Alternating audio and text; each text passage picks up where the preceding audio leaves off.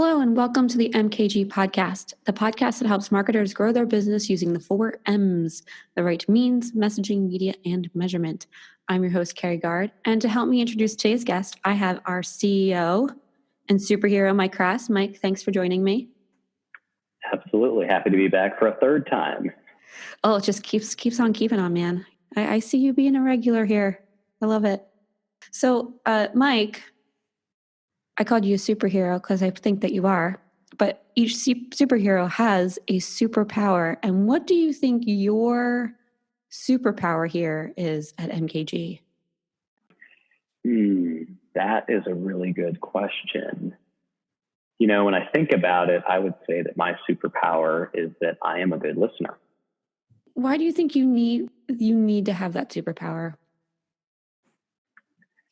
Well, in my experience, it is very difficult to listen, not just to hear the words, but to comprehend and truly understand. It takes a lot of focus. There's these things called pagers, cell phones, iPads, computers, Slack, all these things that are dinging and they're grabbing at your attention. And whether you recognize it or not, they make you worse at listening. And if you are not a good listener, well, how can you truly understand past the rote abilities of your ears and understand what you want to go do with that information, what your brain is going to tell you, what synapses will fire, what will link up there. And I think that being a good listener is very difficult to do and it requires a ton of practice. Why do you need to be a good listener? What's the outcome of being a good listener? There's so many conversations that I listen to at MKG, and those conversations are with clients, with partners, with team members, even outside of MKG. The real problem or the real point is being missed when somebody is communicating from one person to another.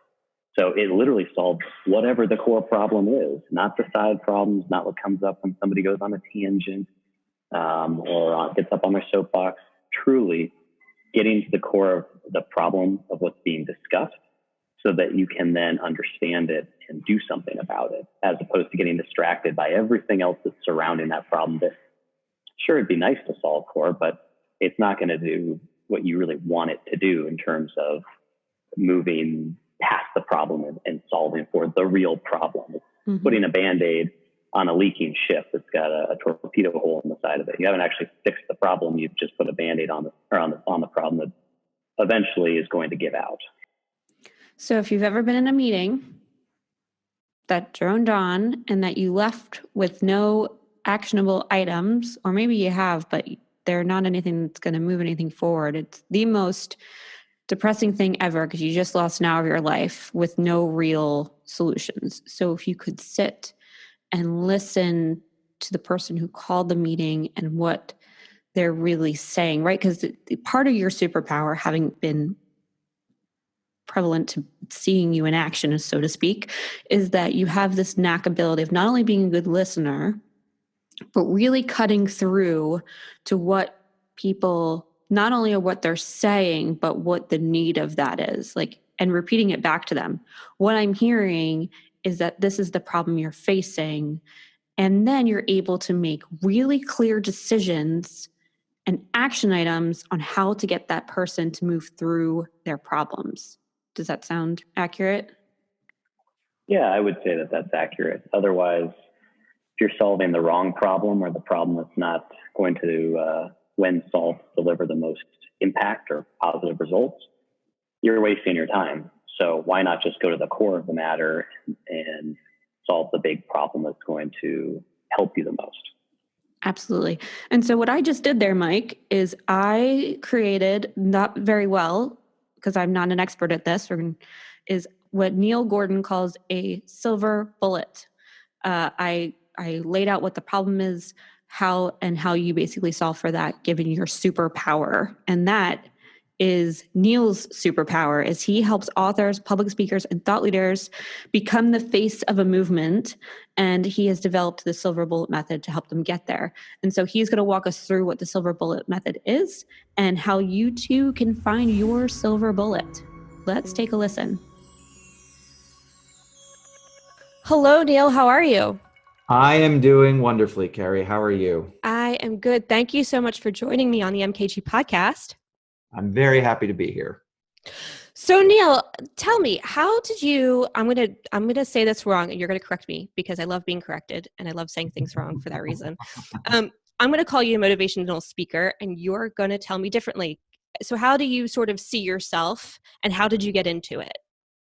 I actually look at myself as a communications expert and possibly even as a subset of that, a messaging strategist and maybe even a public speaking expert.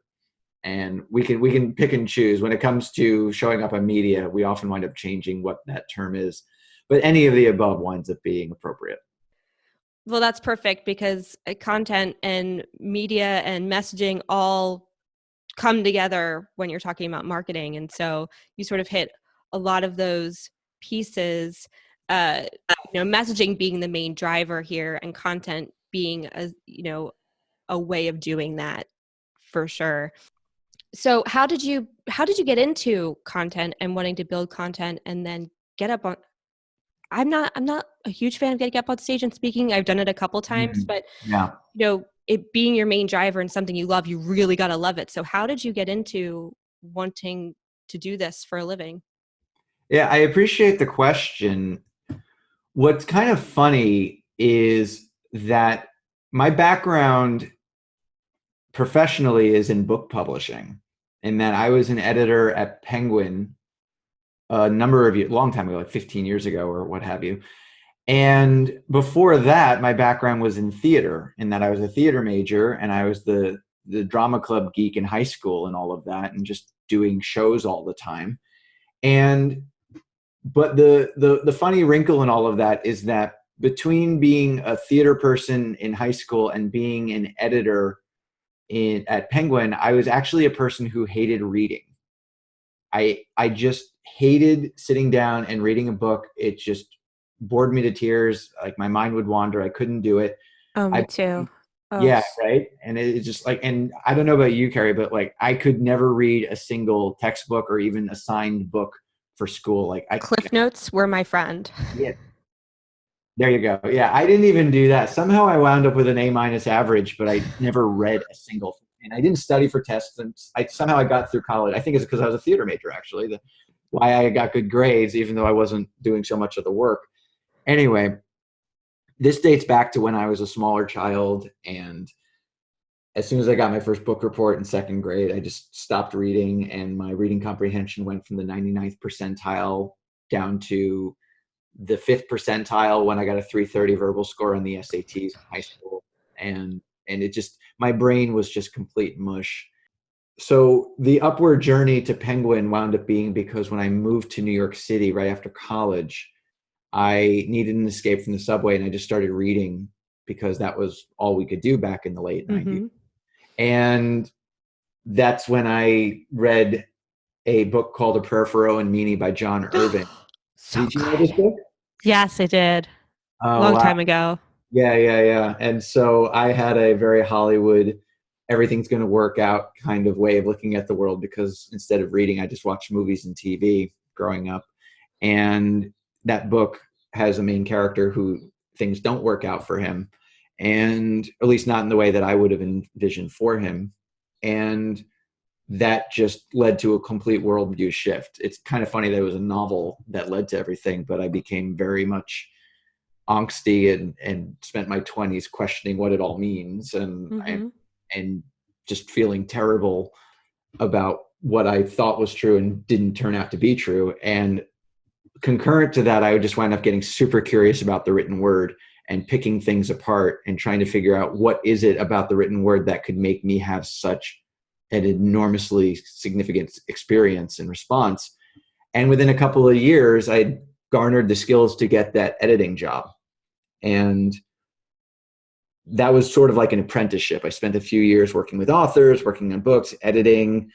I figured out some very basic things about writing during that time and trying to brief the sales force on things. And I started giving these rather animated and theatrical presentations to the sales force. And you can imagine a bunch of like book people sitting there like squirrely and reading from a piece of paper. I would like you to consider this book, and it's going to be really good for these readers. And then I get up there and like, guys, seriously, holy crap, this book is awesome, or whatever I said. And I would find out from people who attended those meetings years later that they still miss my energy there. Oh. Anyway, so it was really kind of a funny little journey toward then, after only a few years, leaving and getting into content writing and ghostwriting books and doing all sorts of things around content, so that within a few years of leaving Penguin, I start to see patterns in what made content effective, in what truly led to something being electrifying, captivating, why so many things just fell short, why all those books I hated reading growing up were so poor. And going back maybe 5-6 years, I started to think far more strategically around what could we do in our messaging to predict that captivating quality and to garner the kind of results we want in our speaking, in our books, in our marketing, so as to really have an impact and increase our success. Which is how you got to the silver bullet, I'm assuming. Yes, absolutely. And this leads us to the origin story of that. And I don't talk about the specific origin story that often. It's actually kind of embarrassing. In that I was working with this client and I was helping him with his book proposal. And he wanted to write a book proposal that was this avalanche of information. I mean, this was a self-made millionaire who was one of the most intense dudes I've ever met. I mean, his workout routine, his daily regimen, his personal growth stuff, his six-pack, all of these things were the most epic things I'd ever seen. And he was very generous in sharing pictures of said six-pack, I might add. And he just wanted to provide like scores and scores and scores of information in his book that he wanted to write. And it was like 32 concepts or whatever it was. It was just so much stuff. And I'm like, in my mind, I'm like, if I read this book and was expected to do all these things to live a better life, because it was like a personal growth book, I would probably kill myself because I just couldn't handle such an information overload. So what I tried to say to him, what I basically kind of vaguely sensed from having watched some TED Talks by this point and having read certain books, and certain things just jumped out at me without realizing it, but in trying to make my case to him for a different approach to his content, I offered him what we could call a binding theoretical construct, which is possibly the 3 worst words put together in the English language of all time. So it's a mouthful.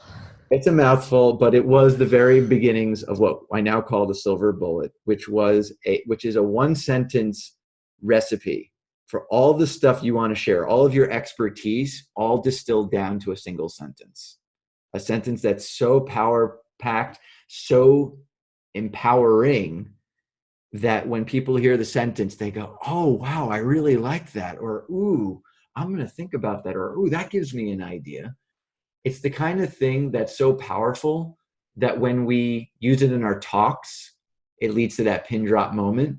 When we use it in our marketing, it creates so much trust that people convert at the end.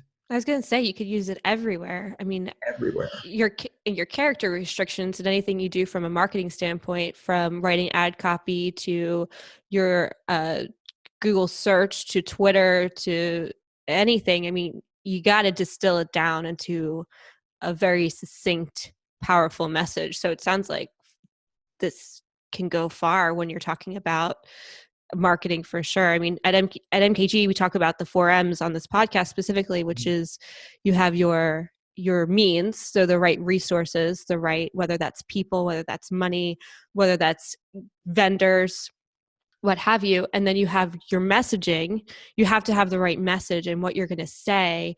And it can't be a novel by any means. In marketing, people generally just skim. So you got to make an impact out of the gate. And then where you're going to put that message from a media standpoint, where's your audience? Where is it going to resonate? Where are they going to be open to hearing this message? And then you got to measure it to see how all these things are working together. So, I mean, yes, 100% this could be used in marketing, especially in the messaging piece, in such a powerful way. Right. And it just winds up being such an important part that is, by and large, almost completely overlooked And when it's not overlooked, it winds up being, at the very least, with communication, Carrie, we can't usually say that any one communication technique has causation for the outcomes. It's just merely correlated to the outcomes. So I'm about to tell you an example that I can correlate to their success, but it doesn't necessarily mean that it was the only reason for the success. And it was this Kickstarter campaign I saw a handful of years ago. And standard thing in that they had a video talking about a product. It was a backpack that deflates and compresses your soft gear, like your clothing and stuff, sucks out with a vacuum, sucks out all the air, so you can take a bigger suitcase load of stuff and make it into something more compact. And they had a silver bullet in that video that I had never seen in a Kickstarter video. And they were asking for like the British equivalent of about $70,000. And they went up with almost $500,000. Wow. And I'm sure it had a lot to do with just they loved the idea of the bag. But they also said, what was their silver bullet? It was, when you travel compact, you experience more. Oh, clever. Right? And it's just saying, it doesn't mean that you need that backpack. It just means that your goal, if you want to truly experience something on your travels, then travel as compactly as possible. Yeah. And then you're going to have that much more agility in everything you do. Which and is so true. Right? It's true, right? Or I mean, people might argue that, but we're not talking about facts. We're talking about the things we believe when it comes to a silver bullet. And so the real emotional charge in what we say is not around the facts we give. It's the beliefs we share. And you know what else I really love about that message too, Neil, that you just hit on so perfectly is the simplicity of it, right? There's no jargon in it. There's no acronyms. There's no techie words about what this thing is that sucks out the air. It invokes that feeling. It's all about getting you to take action in some way. And even it invokes this idea of change, right? Like this mental shift of like, oh, well, yeah, if I only had a backpack or a small suitcase, I could go to more cities. If I was to travel to Europe, I don't have to get a big hotel, stake a claim, unpack all of my stuff, and then I'm stuck in that city. I get so much more freedom. And it's that mental change, which you talk a lot about when it comes to these silver bullets in these conversations, is this idea of invoking change. Yeah, absolutely. And that's just the point, in that whether it's with our marketing messaging or our speaking or the books we write or any other kind of content we create, in this world of how to, like a speaker, you mentioned motivational speaker, the idea is to prescribe something for them to do differently in their life. And or it's an expert who gets up on stage and speaks at a marketing conference or a health conference or leadership conference or whatever it is. You're there to incite positive and meaningful change. And what the silver bullet does, because of the specific way that the technique is structured, it winds up giving them a way to go about solving a problem differently. It creates a different belief around how to solve that problem. And so they're therefore empowered, and then they're going to want to go ahead with it. And it's also why, I can explain a very specific reason why the silver bullet. I could actually, if you feel like your listeners would benefit, I can explain what the actual technique is and then why it's so powerful. Yeah, let's do it. Yeah, okay. So basically, when we look at that Kickstarter one, when you travel compact, you experience more. And another example I love to use is The Art of War. Line 18, Sun Tzu says, it's a 2,500-year-old treatise on military strategy, right? And he says on line 18, all of warfare is deception. And he's basically saying, if you want to win your war, then you deceive your opponent. It's not the weapons, it's not the size of your army, it's the deceptions. And there's plenty of examples in military history of when the smaller, less equipped army won because of deception. And then there are plenty of other ones. And even the silver bullet I use for silver bullets is around the power of possibility. It's people are empowered not by knowledge, not by that which they know is true, but rather that which they believe is possible. And so our work here, the reason why marketing converts at the end is because somebody believes that the change being promised in that marketing is possible. And what all of these silver bullets have in common is a very simple pattern, in that it's taking a single action that leads to a single outcome. You distill all of the things you do down to one action, and you distill all of the benefits of what you do down to a single outcome. And so using the Kickstarter example, the single action is to travel compact, and the single outcome is to experience more. And that's all it is. And the reason why that simple formula winds up being so powerful is because it empowers the listener without any other context. Context is incredibly important about how I help the people I help. Like, you create context in a talk and you create a flow and all of that. But the ideal silver bullet stands on its own as a valuable way to help somebody without needing to hear anything other than that one sentence. So I did a talk 5 years ago, which you were so kind enough to remind me because Right. I completely forgot about it. Yeah. But you actually mentioned that you had listened to it, and you mentioned that I actually had, I don't know if I had a silver bullet or if there's a silver bullet to essentially have come from it, but I am so curious as to what you thought of that talk when it comes to this method.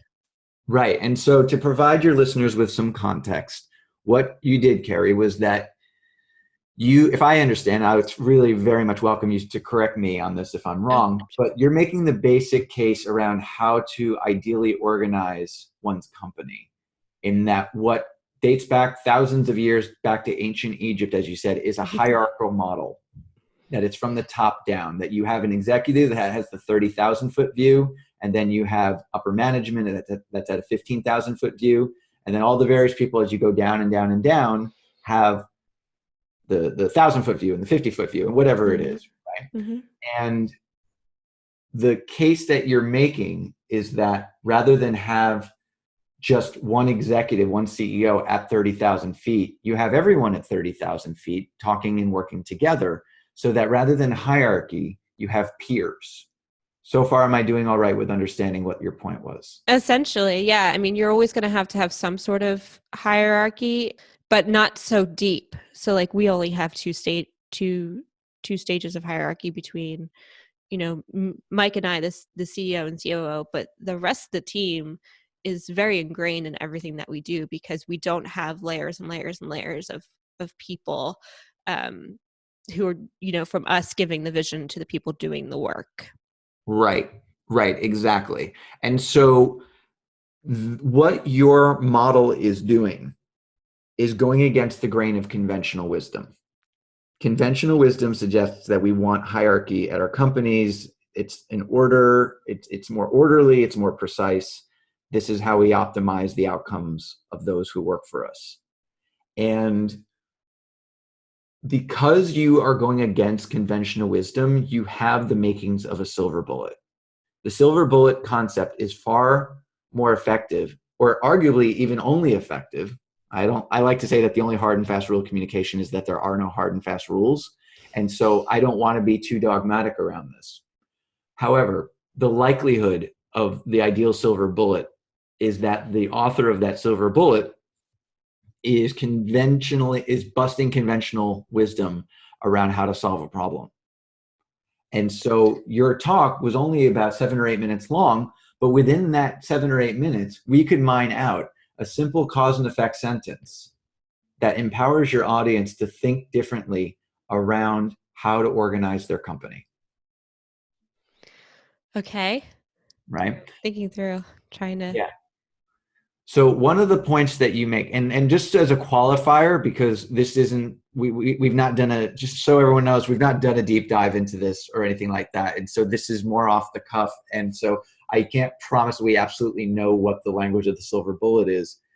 But the point that you made, or that I understood you to make in the presentation, was that I really like what you said toward the end of it, where you talk about how people tend to work with people who are like them, who have the same values as them. And so you create these circles in your hierarchy as opposed to just a straight tree kind of thing. And what would usually happen is people just all do the same, like work with the same kind of people and all of that. And yeah, so in traditional advertising agencies, you have all the same services sitting together. You have all your media people, all of your analytics people, and all your SEO people. They're all sitting together and they're not near anybody else who does something different. And so you tend to get the same, you know, if you're not talking to the analytics people about what's happening with your SEO, how are you supposed to make that better? If you're not talking with the media people about what they're doing in media, how could you look at keywords and overlap and work together to, you know, get better outcomes? And so my point was you should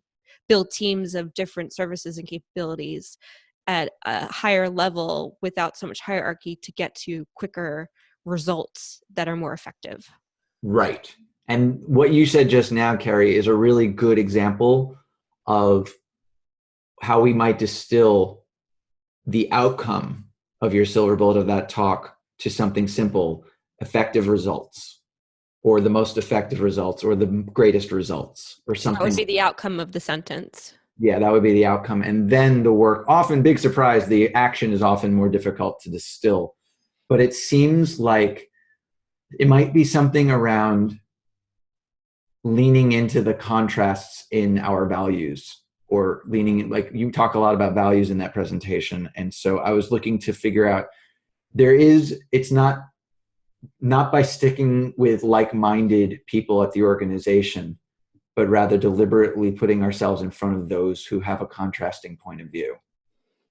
Yeah, something like that. I also talk a lot about superpowers and how we all have different superpowers that we bring to the table. And so by playing off of each other's different by embracing strengths. The differences of our strengths, mm-hmm.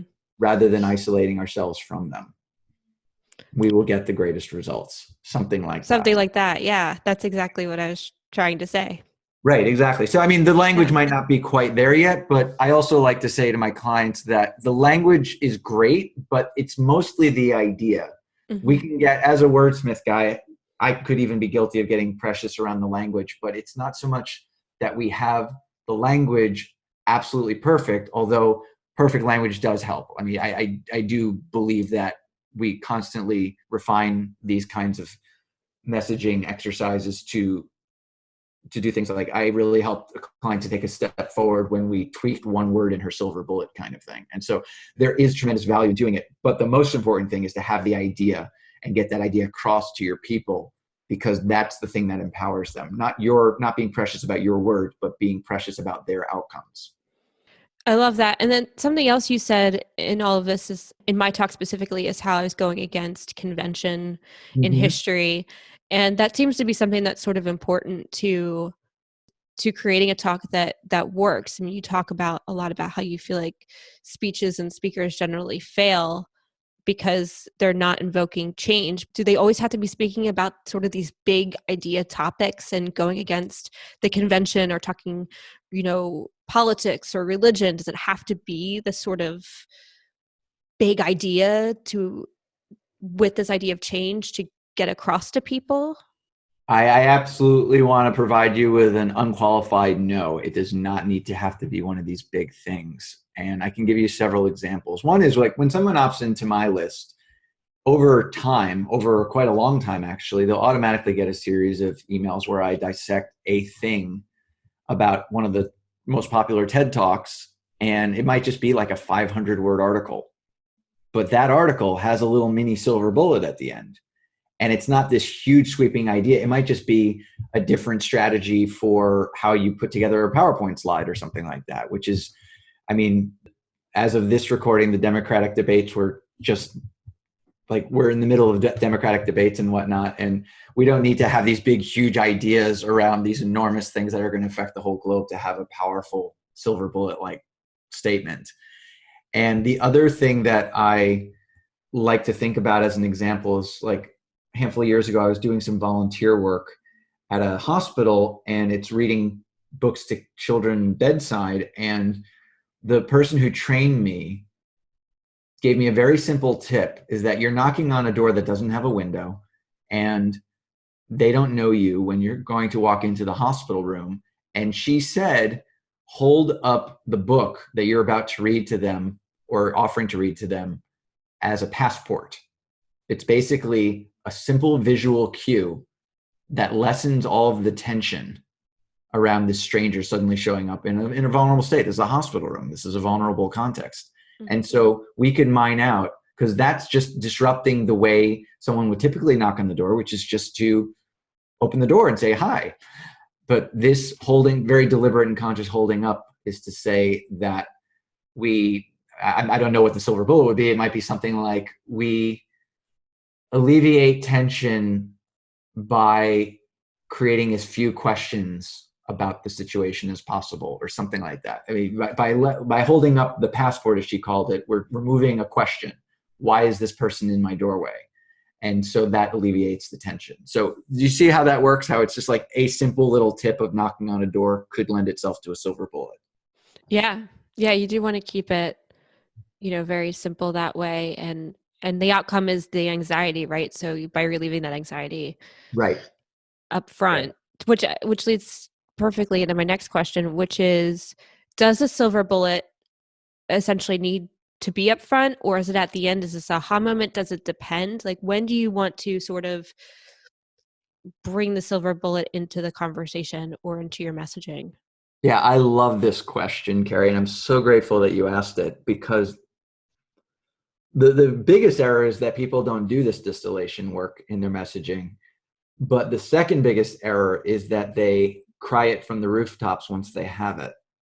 In that, I remember one client of mine before I met her, and this is to her immense credit, she had a silver bullet.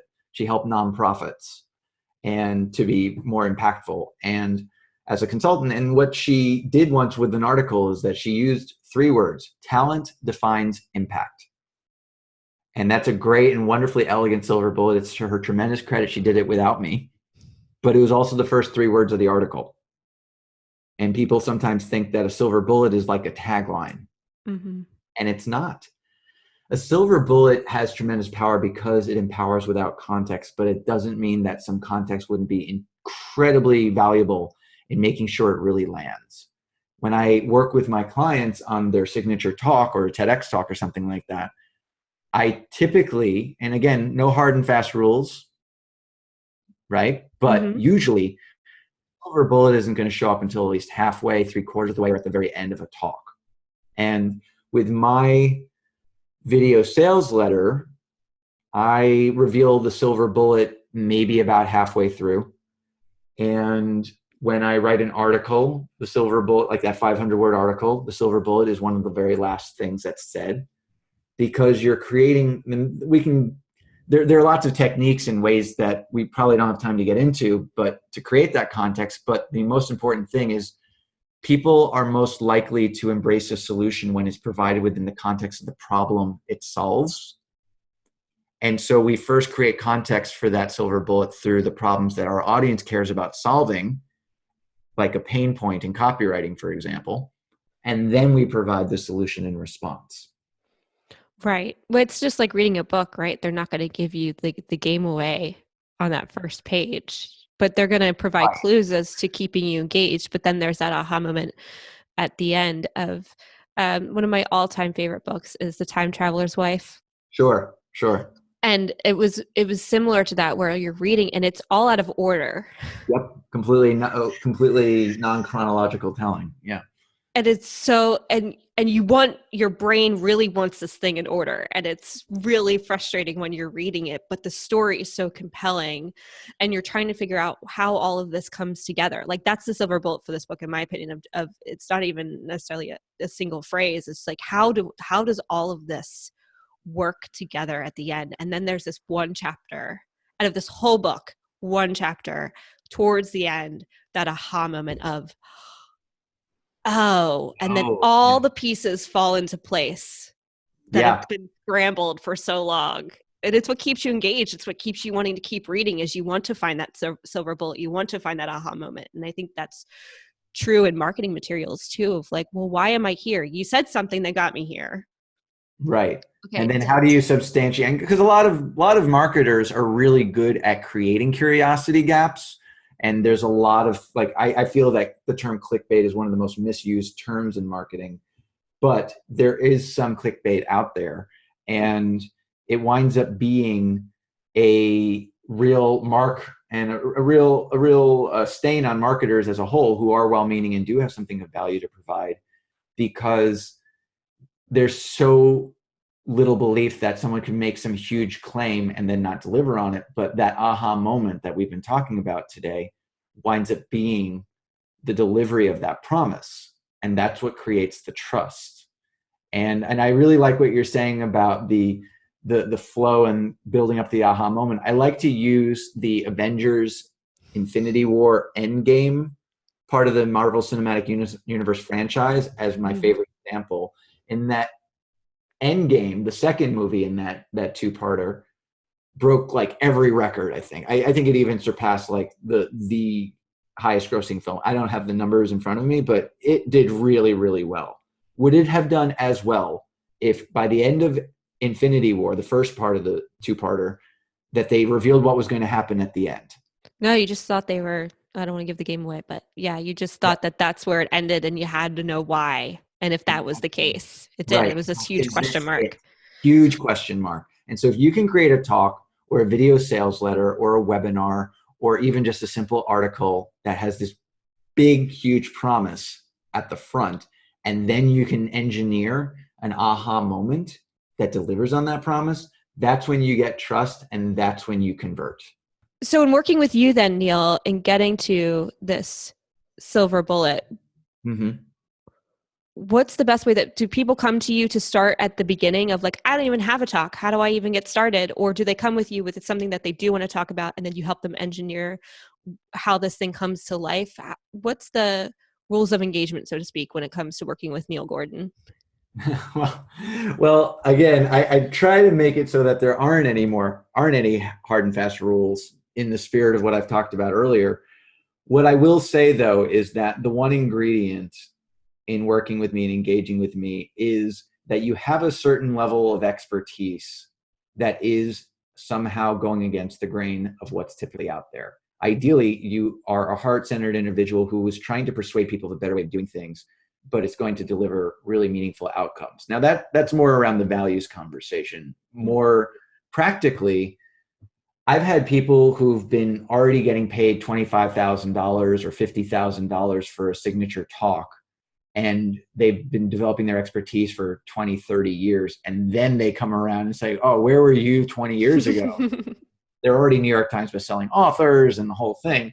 And so it starts at super high level all the way up to that. But it could be a person who is like just getting started with speaking, and they're just getting started maybe even with marketing their own company. But what I do recommend as being a pretty critical ingredient is that they have substantive expertise around their topic already.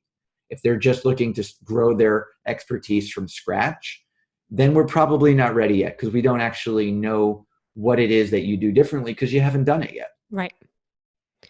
Right. What about a product? If somebody comes to you and says, I built this product, I think it's a game changer. Here's the reasons why I need help developing content and messaging. Is that an opportunity for you to step in and be helpful, or is that not really a great partnership there?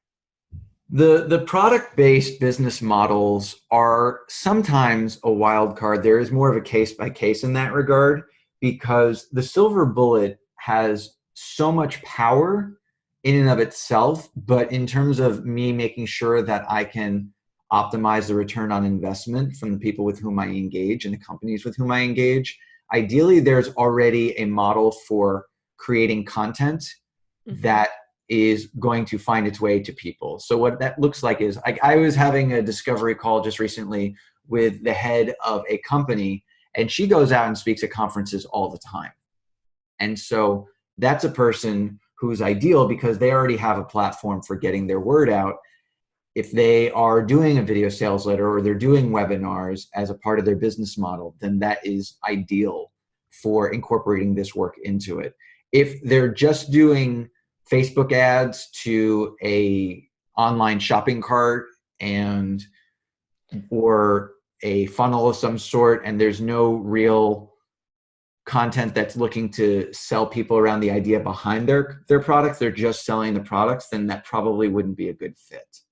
It's really a matter of that if they're doing content marketing, even that's a really good fit. Yeah, I mean, everybody should be doing content marketing. Ideally, yes. If you're not doing content marketing and you're listening to this, you should start doing content marketing effective immediately.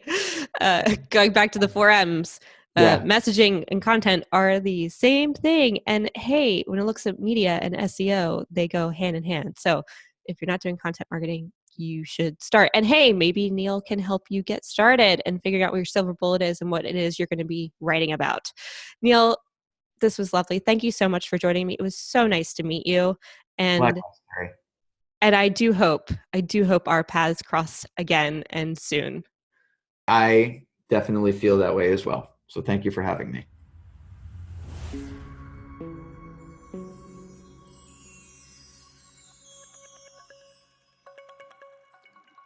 So that was my conversation with Neil. Mike, do you have any real world examples of a silver bullet you've seen?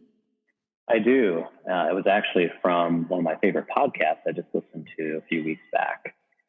There's a beverage company that goes by the name of Spindrift, and they compete with, Perrier, LaCroix, San Pellegrino. They're in the premium, carbonated beverage space that is not a soda, right? It's not loaded with a bunch of sugar or preservatives or whatever else is in soda. You can obviously tell I have no idea what's in soda because I don't really drink it. So what I found interesting about the discussion with Neil and getting to the silver bullet is that Bill, the man who started Spindrift Beverages, actually helped his first customers find their silver bullet. So his first customers that he really worked with in providing these all natural, no preservatives, zero sugar, carbonated and flavored beverages. So they were flavored by actual fruit, like actual raspberries that were pressed, actual lemons, et cetera, et cetera.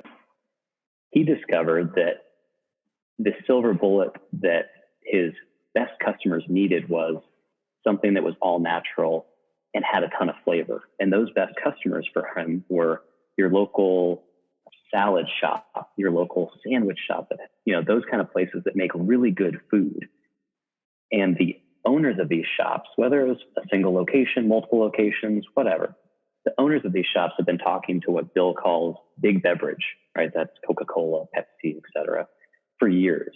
And they were saying to them, hey, we understand we're not a sports arena. We don't order hundreds of millions of gallons of soda per year, but listen up. We make really healthy, delicious food, and our average check size is pretty big for, 10, 15, 20 bucks, which is pretty good for a small shop like us when we're competing with the likes of Burger King, which is, doing $4 or $5 a check. But when we talk about all this healthy food we have to serve, the only drinks that we have to serve are water, just plain Dasani water, Fiji water, whatever the brand is that PepsiCo or Coca-Cola owns. We're telling a very mixed message here because our drink case has water and then Coca-Cola and Diet Coke and Dr. Pepper. And while those are all very delicious, the average can of Diet Coke has 39 grams of sugar. And in context, that's about the amount of sugar you should consume, I believe, in a single day is in a single can of 12-ounce Diet Coke. Thanks. So we're telling this awful message, right? Like, look at all this healthy food. And no one is listening to us. No one is understanding that we would happily stock and carry healthy drinks to go with the food, and our customers will pay for them. They'll pay $4 or $5 for an all-natural flavored sparkling water. And so, when Bill reached them, he realized he actually was their silver bullet. Spindrift Drinks was a silver bullet where he came in and he said, hey, now you can have that perfect story to tell, and it's totally authentic. It's not eat a healthy salad and a Diet Coke. It's eat a healthy salad and a can of Spindrift or a bottle of Spindrift. Yeah, he did. It's interesting that Bill definitely has his own silver bullet in his messaging of being healthy and truly all the stats behind that to go with it. But even cooler that he found his hero in these small salad shops and help them really get to their heart of the story and be, like you're saying, authentic and not sort of this head fake of, look at this delicious salad. Oh, by the way, here's your Diet Coke. It's really a true story now opposed to a half true story. So thank you so much for sharing a real life example of what a silver bullet is. And Mike, thank you for joining me. You're very welcome. And the last thing I'd say is when you're at a Panera Bread or a Whole Foods next time, look and see how many sodas they carry compared to something like Spindrift. Because those little mom and pop salad shops, they turned into Panera, Whole Foods, and very large grocers and retailers picking them up because they wanted to tell the same story. So it's really a silver bullet that went past the local salad shop all the way to a national chain like those that I mentioned. Oh my goodness, that bullet really flew, didn't it? It did, yes. Right through the heart of the matter. All right, enough puns for one day, Mike. Thank you for joining me. And if you'd like to find your silver bullet with the help of Neil Gordon, visit neilcanhelp.com. There's a link in the notes. Check it out. Thank you for listening to the MKG podcast, the podcast that helps marketers grow their businesses through the 4 M's, the right means, in this case, messaging, media, and measurement. I'm your host, Carrie Gard, and until next time.